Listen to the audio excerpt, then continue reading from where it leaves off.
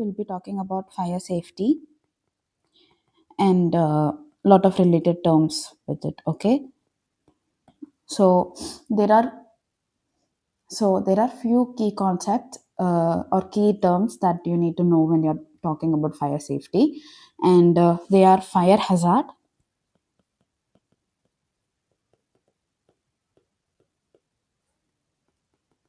fire prevention,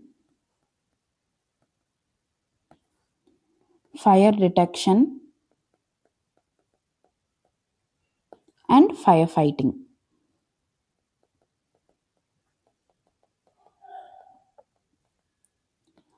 Now, what is fire hazard?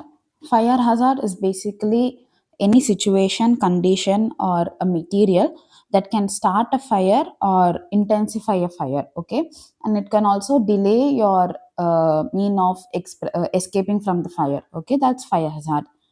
So, fire hazard is any condition, situation, or material that can start or intensify a fire.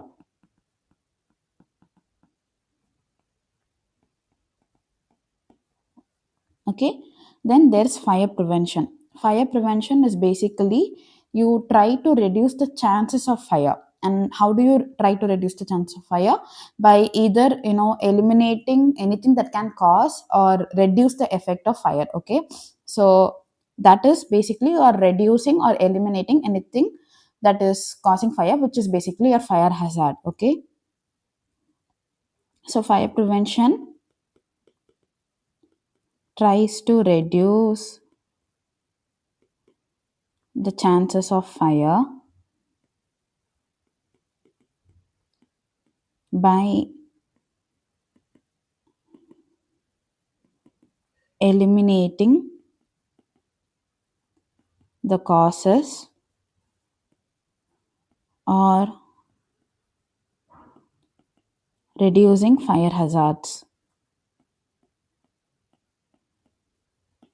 Okay, and basically there are certain goals of fire prevention. Okay, so the first and primary goal is basically you try to protect the people living in it, the occupants. Okay, so first is life safety, then you try to protect the building or the property.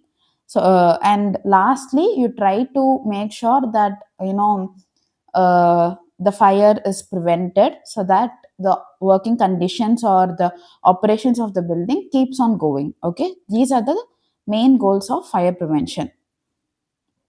So if we see,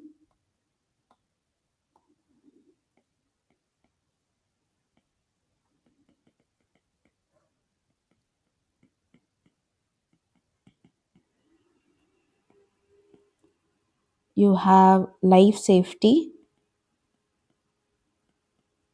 which is basically your primary goal.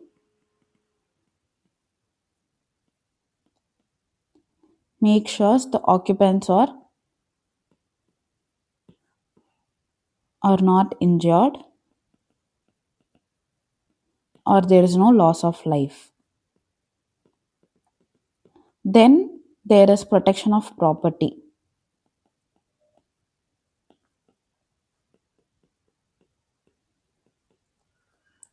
which is the secondary goal, in which you try to reduce as much damage as possible to the property. Then we have protection of operations,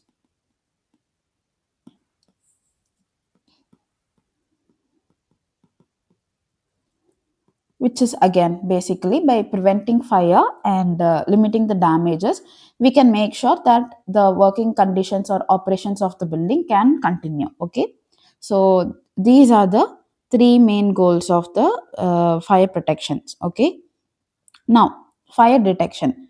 Fire detection is basically the early signs, and so whenever a fire starts, the smoke from it or the heat from it is detected, and you make sure the people are evacuated within the stipulated time. Okay, so that is fire detection.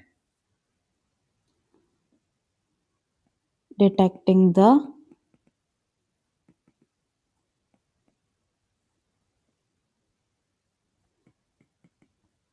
early signs of fire and trying to keep it in control.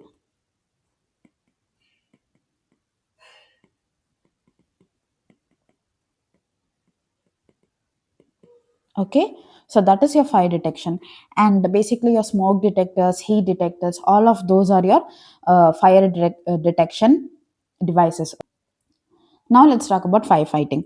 Firefighting is basically it's the worst case scenario. Okay, so your building has caught fire, the fire has spread, and now you're trying to fight against the fire, subdue the fire. Okay, so that is firefighting.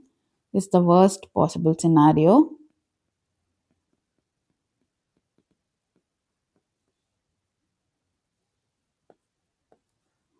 where the fire has broken out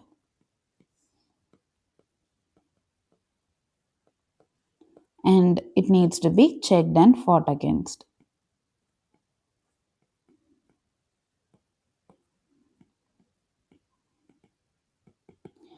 Now, there are basically two types of fire protection. Okay, so if we see that,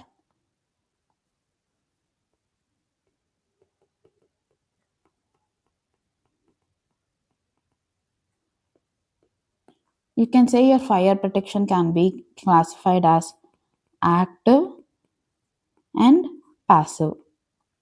Okay, so actives are the devices or system that is operated during fire. Okay, so like your sprinklers, fire alarms, and hose reels, extinguishers, all of that are your active fire protection. Passive fire protection is something that is built into the building, like your fire rated walls or fire rated door.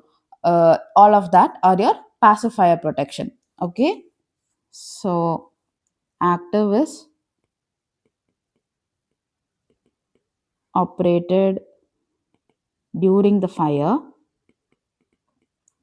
like fire alarm, sprinklers, extinguishers, etc. Okay, and this needs like power, water, all of that. While your passive firefighting or fire protection is basically built into the building, does not need any sort of like power or water of all of that. It's basically like your fire rated walls,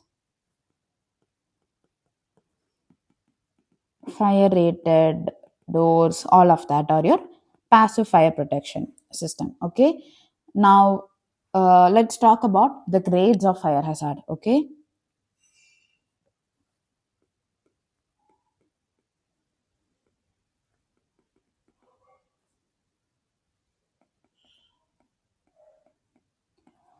so basically again there's three major hazard. Okay, the first one is personal hazard.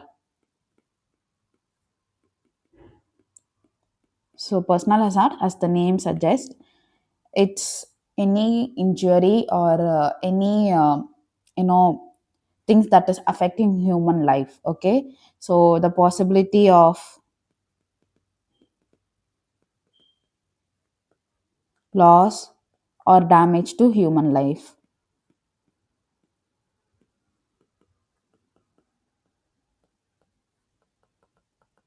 Then you have internal hazard. Internal hazard is basically when the fire spreads within the building, the internal components or the building itself damages, right? So that is internal hazard. Then you have exposure hazard. That is like whenever this fire spreads out, it starts affecting the neighboring buildings, and the neighboring buildings also starts to catch a fire. So that is exposure hazard. So internal hazard is spreading of fire inside the campus or the building itself.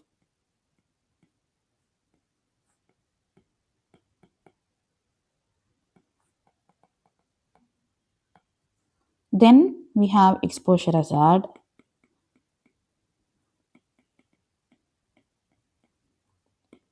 which is spreading of fire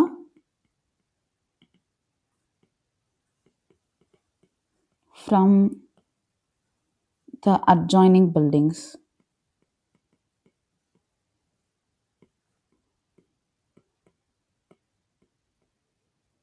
Okay, so these are the grades of fire hazard. Now let's talk about the classes of fire or the types of fire and the types of extinguishers that can be used to fight against the fire. Okay,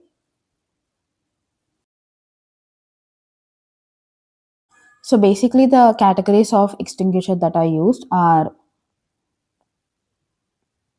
water, foam, CO2, dry powder,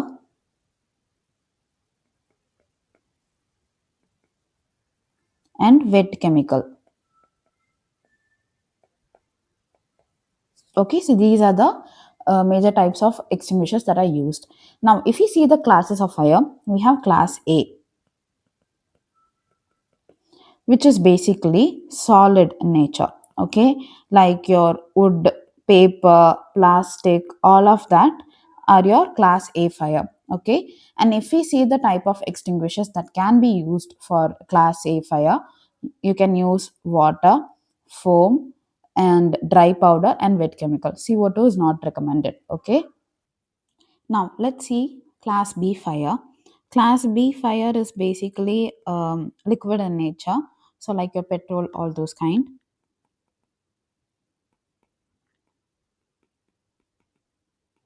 And if you see the type of extinguishers, you can't use water or wet chemical for it. However, you can use foam, CO2, and dry powder. Okay. Now moving on to class C. Class C fires are basically gaseous in nature, like your liquefied gases, all of that.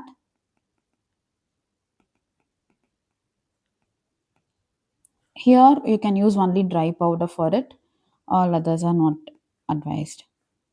Okay.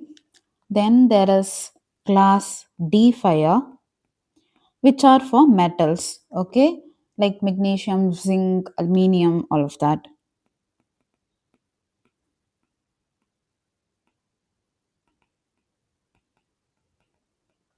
And here also you can use only dry powder. All others are not advised. Then we have class E fire, which is basically electronic fire. Okay. So electrical fire from faulty equipments, wiring, or whatever. Here you can use CO2 as well as dry powder. Others are not recommended. And lastly, we have class F fire, which are for cooking. Okay, so like your cooking oil, all of that. And here only your wet chemical is recommended. So if they ask what is the type of extinguisher that can be used in almost all kinds of fire, then it is dry powder. Now let's talk about fire triangle. Basically, this consists of three things which can initiate a fire. Okay, so without which a fire cannot happen. Okay, that's it's like the basic thing that you need when to have a fire, and they are fuel plus heat plus oxygen. Okay, so this is the three things that forms a triangle. Okay, so you have oxygen, you have heat, and you have fuel. Okay, so if you cut off any one of the three things, you can basically stop a fire. Okay, that is the that's what you try to achieve when you're fighting fires. And if you see fuels, these include your like anything that is combustible in nature. So basically like paper, petrol, all of that. And your heat comes from any spark in electrical wiring or a flame, all of that. Okay, so a spark, or flame, and oxygen is nothing, your air. Okay, so if these three things are needed for your fire, and it's called as your fire triangle. Now let's talk about fire load. Okay,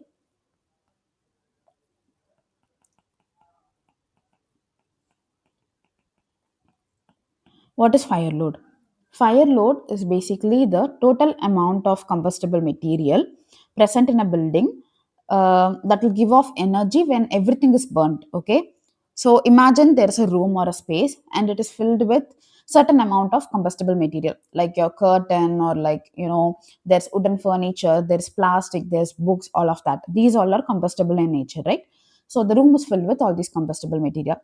In case of a fire, when everything is burned down, all these combustible materials are burned down, the amount of heat energy that will give off is your fire load. Okay, so fire load is the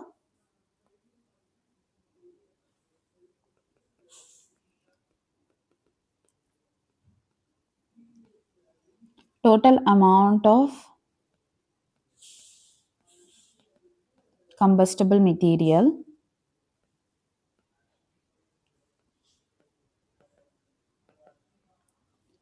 present in a space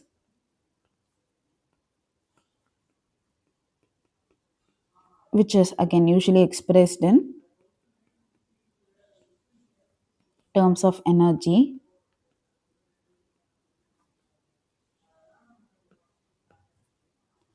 that would be released if everything burns down.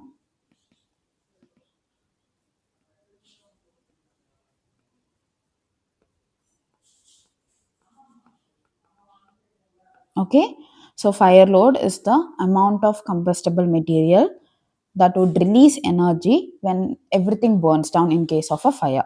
Okay, and it basically tells you how much fire potential a space has. Okay, to understand it in simpler terms, it basically tells you how much fire potential a space has. Okay, now what are these combustible materials like? So these combustible materials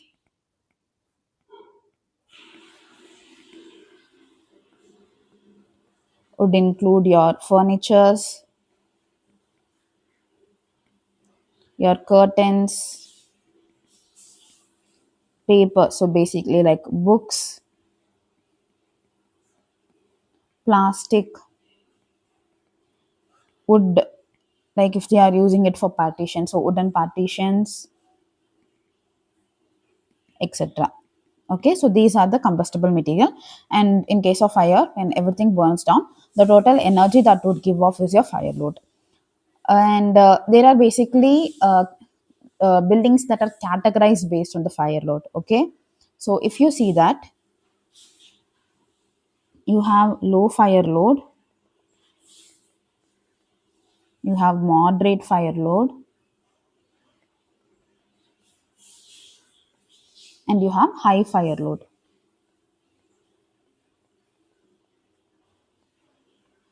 So all your domestic buildings, like your residences, hotels, some even offices, all of that comes under your low fire load.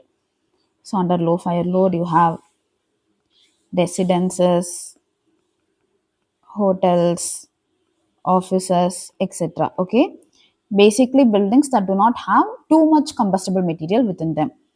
And if we see moderate fire load, you have like, small factories,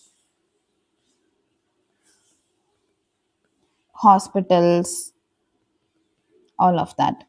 And if you see high fire load, you have like gudowns,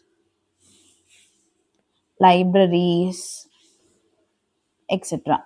Okay, libraries, because it is filled with books again, and the books are a combustible material, right? So don't get confused with that. And if we see, okay, you when they give mention a room or a space, you can find the fire load density or fire load of that room, okay? And they can be asked in your numericals as well. So if we see the formula for that, your fire load density of a space is given by total heat content of the combustion or combustibles divided by the floor area. Okay, so this is your formula.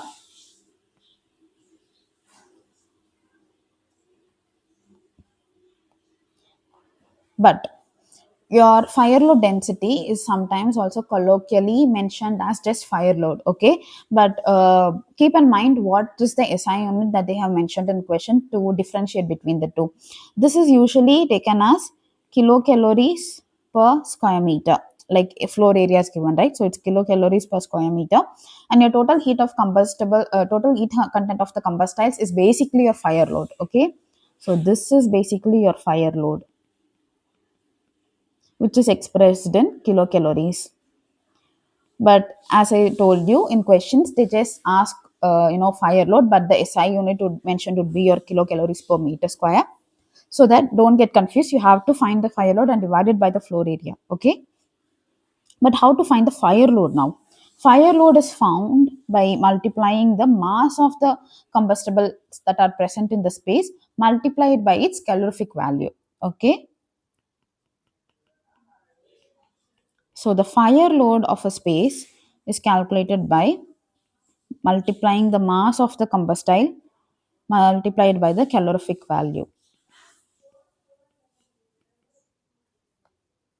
Okay. So this is that. And mass is nothing but your density of the material or density of the combustibles entirely multiplied by its volume. Okay. So these are the fire load and its related things. Now, if we see the classification of materials according to fire, you can categorize it as non hazardous,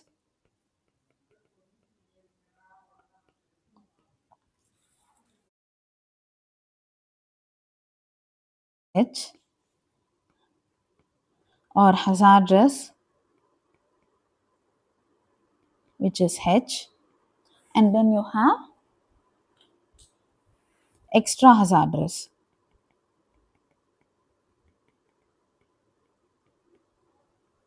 which is EH. Okay, so this is how you classify the materials.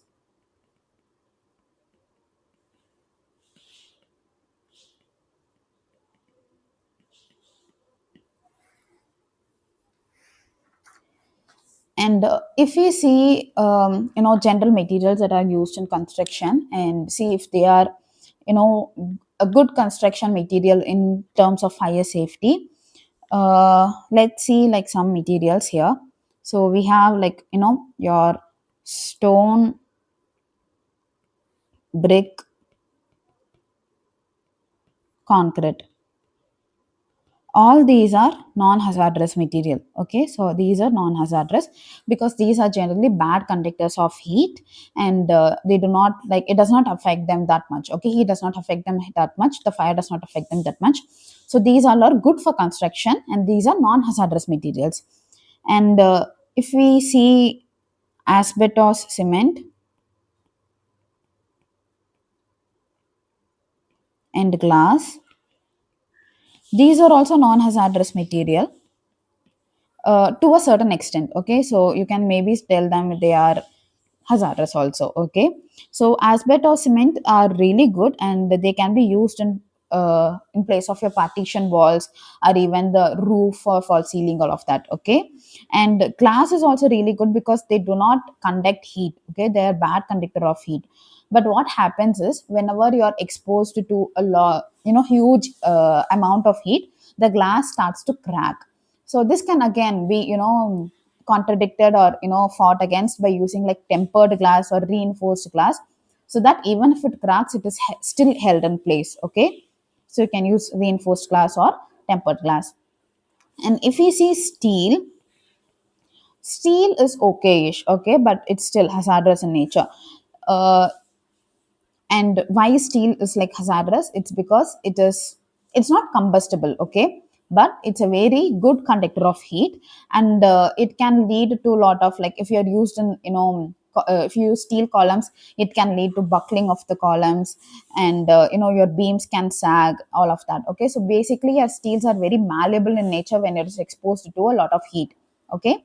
So that's why steel is hazardous, and it's okayish, okay, not that great of a material, okay. Then we have timber, aluminium, no, something like along the line.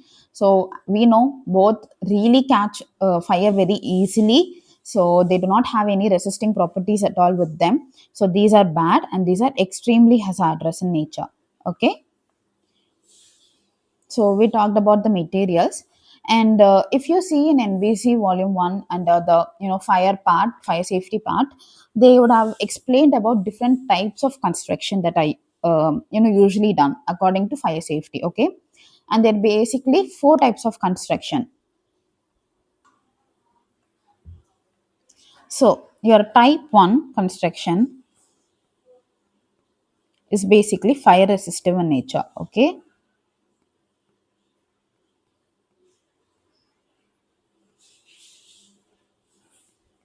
And these classification of the construction types is basically how a building would react in case of a fire, okay. That's what it's basically talking about.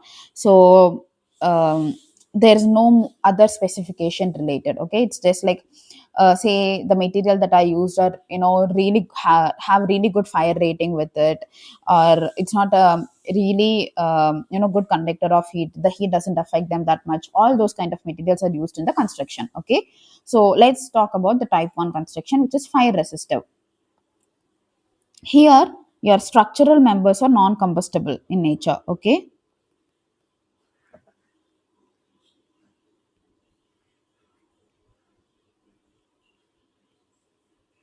Members are non combustible.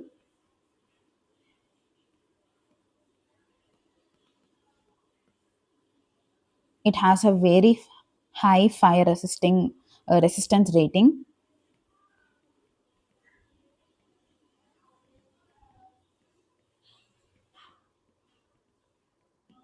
And this is these buildings are designed to withstand fire without collapsing, okay. So this withstand fire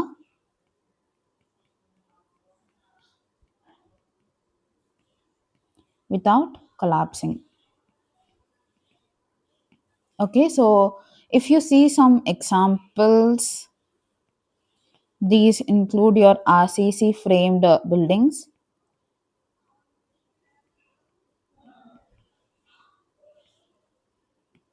High, usually your high rise buildings are of type 1 construction.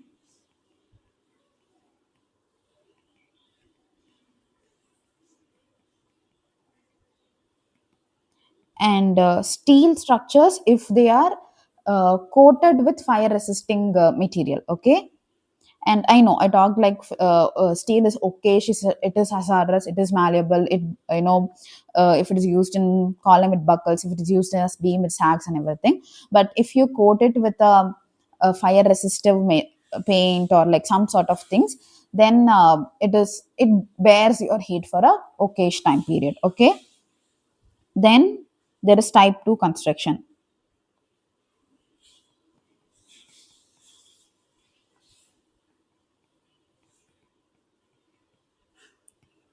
which is non combustible,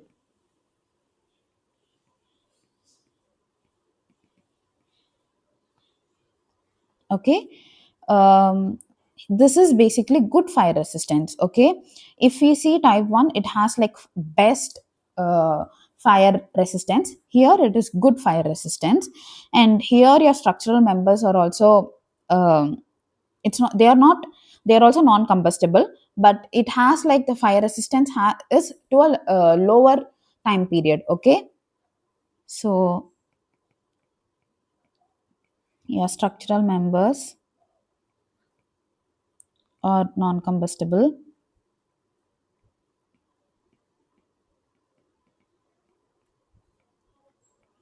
Fire resistance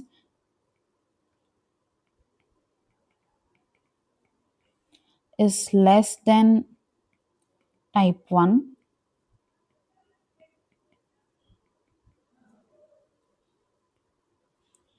and you have basically lower fire rating components in the structure. Okay, so your industrial buildings, all of that can be come under your type 2 construction.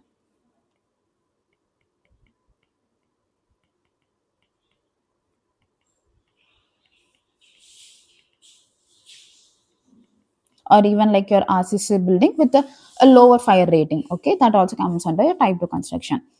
Then we have type 3.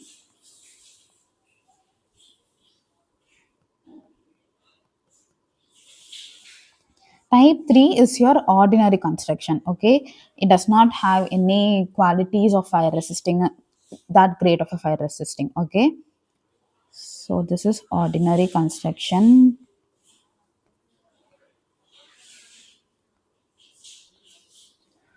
Here, your structural framework may be combustible. Okay,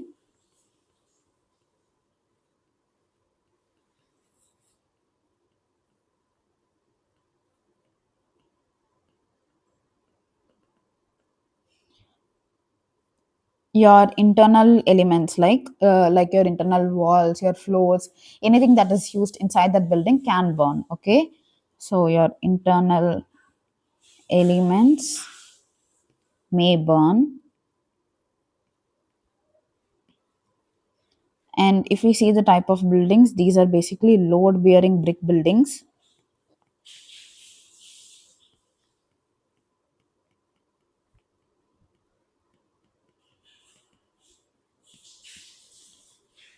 Okay, and here your fire resisting could be for generally just like up to 1 hour at max. Okay, so and this is collapsible during fire. So collapse is possible during fire.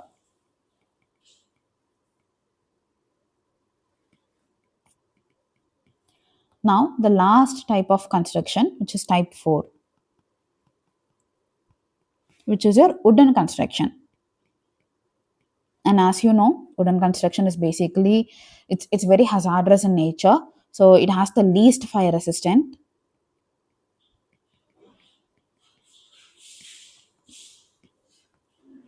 Here your structural members are combustible. Okay, type 3 it may be combustible, but here it is for sure it's combustible.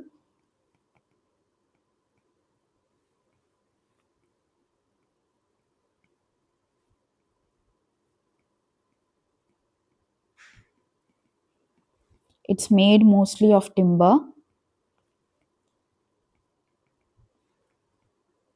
and in this type of construction your fire spreads rather rapidly. Okay,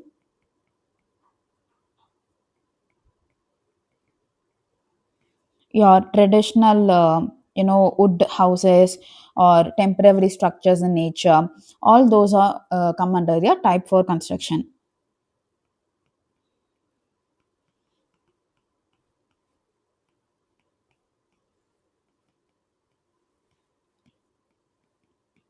Okay, so the safest is your type 1. Okay, that is the most fire resistive, has a really good fire resisting overall performance. Type 2 is non combustible, so it still does not collapse and everything, but it's non combustible, does not give the very good performance. Okay, type 3 is ordinary construction, your load bearing brick buildings, all of that comes under your type 3. Type 4 is wooden construction, and basically they are very poor in fire resistance. Okay, now let's move forward. Now I'm going to talk about fire safety, fire fighting systems, and all other things related to it. Okay, so you have something called as refuge areas.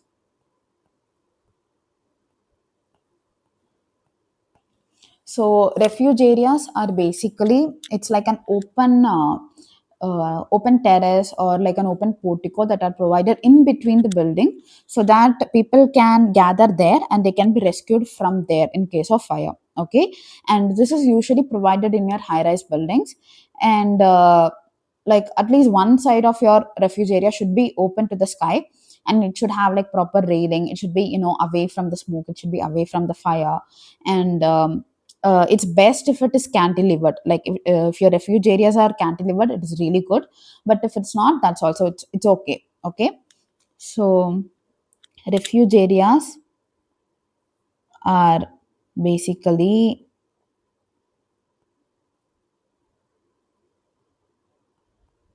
demarcated areas provided in high rise building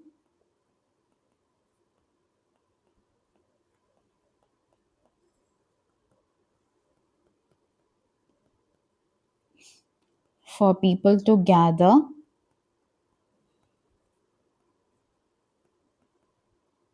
in case of fire,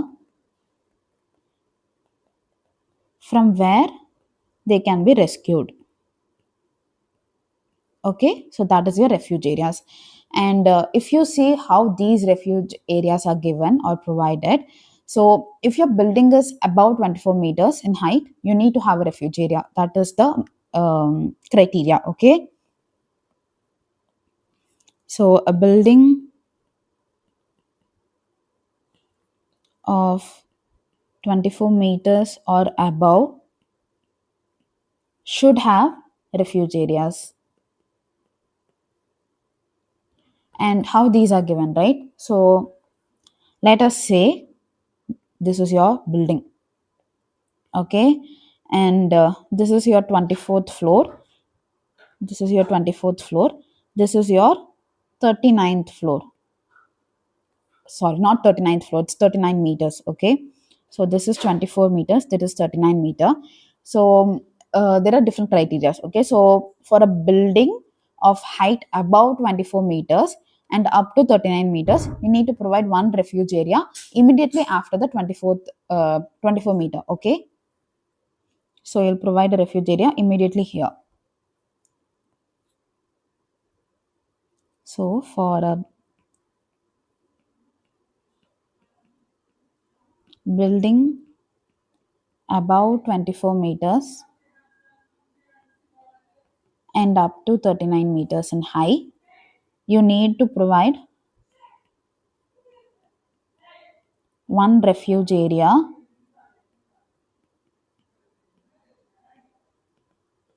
immediately above the floor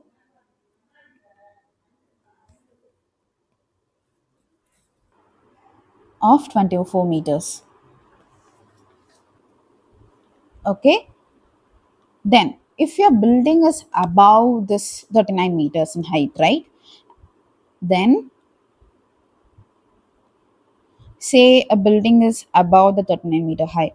Say this is your 24 meters, this is 39 meter.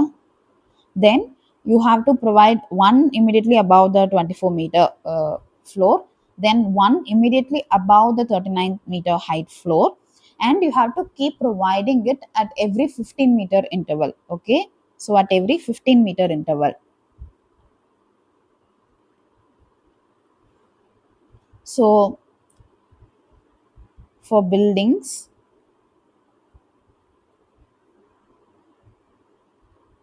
above 39 meters high,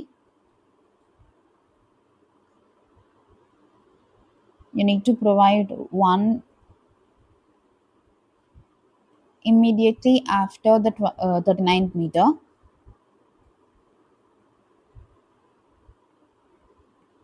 and one every 15 meters afterwards. Okay, so this is your refuge area. And just imagine it as a type of balcony. Okay, it's not the same as balcony, it is much huger in size. It's like a terrace, as I'm saying, okay, in between the buildings. But okay, so this is refuge area, and this is used for escaping in terms of fire. Then we have compartmentation of floor area or fire. It's also called as fire zones. Okay.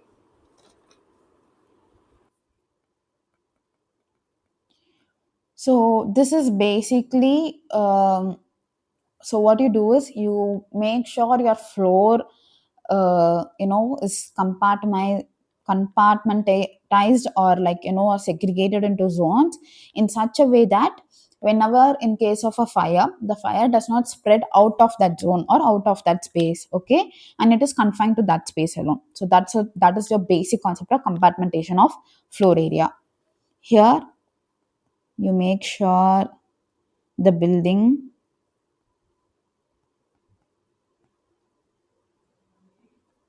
is compartmentalized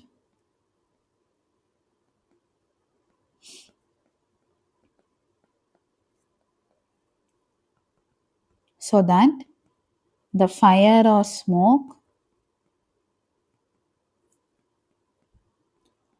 remain confined up to that area alone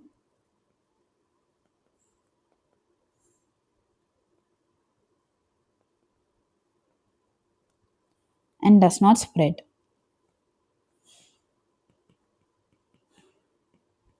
Okay.